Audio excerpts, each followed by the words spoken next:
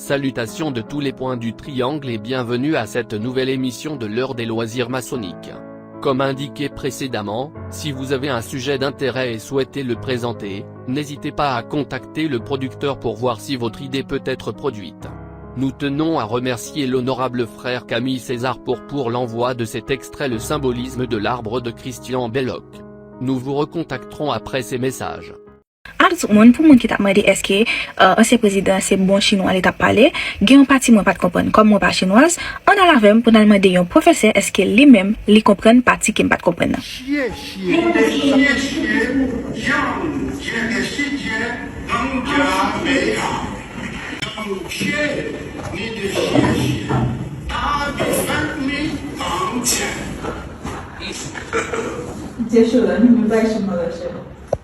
我就听到说感谢你的谢谢还有后面没听清楚。我听到了。后面你明白了吗？我听到了。后面。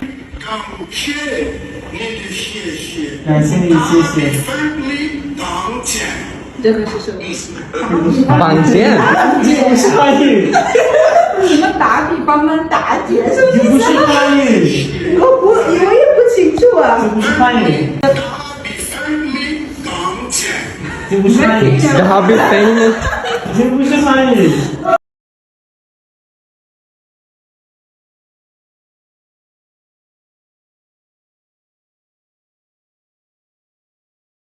Bon retour.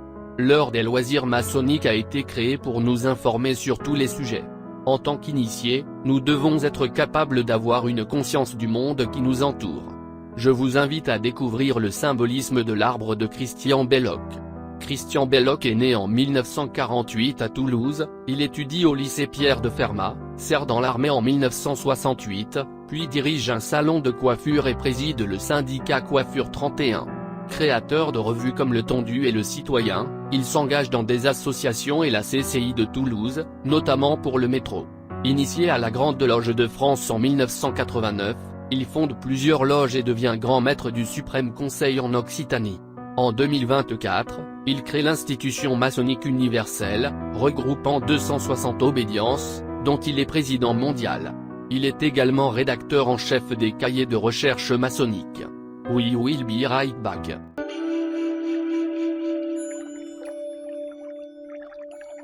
Si vous vous sentez stressé ou dépassé, c'est peut-être parce que votre corps est fatigué. Votre corps a ses propres façons de vous parler. Le centre Open Mind est l'endroit idéal pour vous détendre et vous ressourcer. Nous proposons des services corporels, tels que la massothérapie. Nos services psychiques concernent les blessures au niveau émotionnel. Nous sommes situés dans le quartier historique de Brockton, au 1106 Main Street, suite 111. N'hésitez pas à nous appeler au 508 409 0489 extension 1002, pour prendre rendez-vous. Le centre est fermé les dimanches et lundis. Veuillez nous appeler au 508 409 0489 extension 1002 et n'oubliez pas de visiter www.bmsc.us pour des informations à jour. Vous pouvez également nous trouver sur le site groupon.com. Bon retour, plongeons-nous dans symbole de la vie de Christian Belloc. Selon la mythologie de l'ancienne Égypte, l'arbre représente les trois mondes. Souterrain par ses racines visibles, par son tronc et ses branches et l'invisible grâce au mystère de son enseignement. L'un des enseignements secrets de l'arbre est constitué par sa sève. Elle présente dans le tronc, lors du dépouillement du feuillage, ainsi la vie hivernale. Il enseigne l'intériorité, le détachement, le mystère du dedans demeure, est-il privé de parure, semble-t-il endormi, mort, la sève perdure en lui. Les frères maîtres peuvent connaître l'expression que l'on trouve dans un ancien rituel maçonnique de 1725, et qui fait allusion à la chair quitte les os. C'est-à-dire la séparation entre la chaise mortelle et la nature immortelle, les os. L'expression maçonnique marrow in the bone, c'est-à-dire la moelle dans l'os dont les initiales sont M et B, expression que l'on peut associer symboliquement à cette explication A, la sève qui est dans l'arbre, autrement dit la lumière est intérieure et elle transcende la forme apparente de la mort.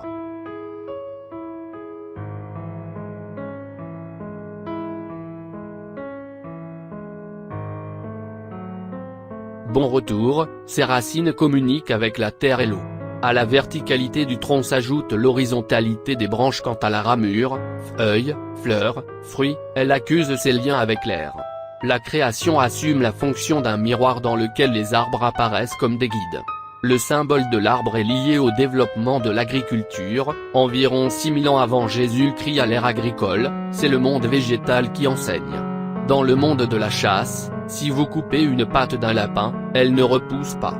L'arbre constitue une image parfaite de l'ordre cosmique, de la création réconciliée avec elle-même. À ses pieds reptiles, dans ses branches, insectes et oiseaux de toutes espèces. Il est signé d'alliance entre la terre qu'il fouille de ses racines et à laquelle il prend ses richesses, l'eau qu'il aspire et redistribue, l'air concerné, il offre ses feuilles, le feu solaire qui le fait croître, épanouit ses fleurs et ses fruits. Son ombre sur la plaine marque l'écoulement du jour, son feuillage, l'écoulement des saisons, il est maître du temps qui passe. Tout arbre est un arbre de vie car il symbolise la puissance, la longévité, la générosité, la patience, la protection. Chaque civilisation possède son arbre de vie, les Indiens ont élu le figuier, les Scandinaves, le sapin, les Celtes, le chêne, les Phéniciens, le cyprès, l'islam, l'olivier.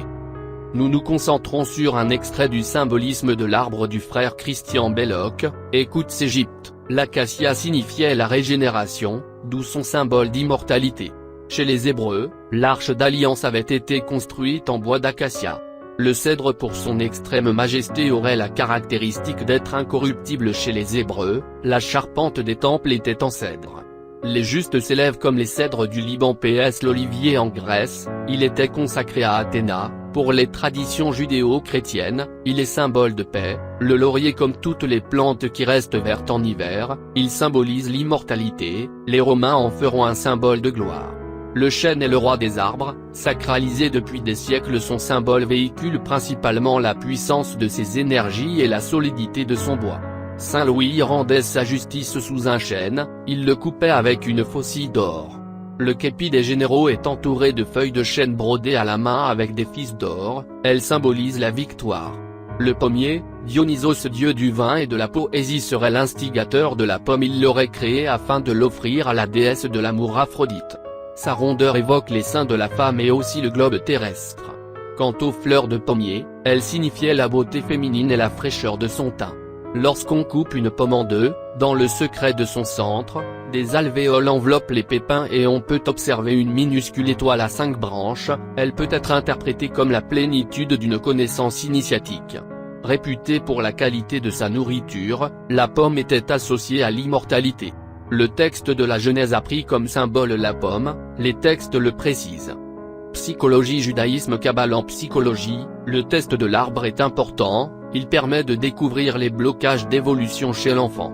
Dans l'univers judaïque, l'arbre jouit d'une grande considération. Si tu es arrêté longtemps au siège d'une ville, tu ne détruiras pas les arbres en portant sur eux la cognée, ce sont eux qui te nourrissent, tu ne les couperas donc pas, car l'homme est un arbre des champs. Deutéronome 20h19. Cet axiome du Talmud est d'une grande actualité écologique.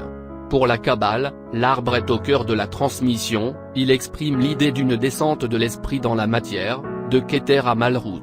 Pour les maîtres de la tradition, notre rôle serait d'inverser le processus et de ramener le matériel au spirituel. Cette vision n'est pas choquante pour les francs-maçons. Toutefois, il y a des religions qui refusent la matière, d'autres qui l'opposent comme les Grecs, et enfin beaucoup qui refusent la lumière. L'arbre inversé, l'arbre céleste inversé est l'arbre de vie, tandis que l'arbre terrestre est celui qui nous mène à cette vie, l'arbre du bien et du mal. Il y a entre eux une analogie, comme ce qui est en haut et comme ce qui est en bas. L'analogie n'est pas une comparaison parallèle mais un effet miroir identique et inverse. Selon R. Guénon, l'arbre retourné serait l'image restituée du sens réel de la vie vient d'en haut, elle vient du céleste et de l'éternel. L'homme doit s'y pendre, tel le pendu du tarot, il doit retourner sa vision afin de rétablir le courant entre lui et sa source de vie. Dans cet arcane, l'homme est pendu par les pieds entre deux troncs d'arbres, symbole de verticalité comme le sont les deux colonnes à l'entrée du temple. Elles marquent les limites du monde profane, la demeure de l'un. Le juste est le fondement des mondes, le juste est une colonne qui va de la terre au ciel et selon que cette colonne qui porte l'univers se fortifie ou s'affaiblit, l'univers lui-même gagne ou perd en force. L'universalité du symbolisme de l'arbre témoigne d'un lien primordial entre l'arbre et l'homme sous tous les continents et à travers le temps. Il n'est pas étonnant qu'il soit un symbole de l'initiation, que ce soit sous sa forme propre ou sous celle de la croix. Il nous apprend que rien ne meurt, que tout se transforme pour le miracle d'une seule chose. Il nous apprend que la nature est le premier livre de la révélation, tout homme ne sachant, ni lire, ni écrire peut percevoir l'éternel mouvement de la vie. Si tu veux connaître l'invisible, regarde le visible, le Talmud. Eh bien c'est tout ce que j'ai pour vous aujourd'hui d'après l'extrait du frère Christian Belloc. Si vous avez un sujet dont vous aimeriez discuter, n'hésitez pas à appeler ou envoyer un SMS au 508 521 08 97 Fiat Lux.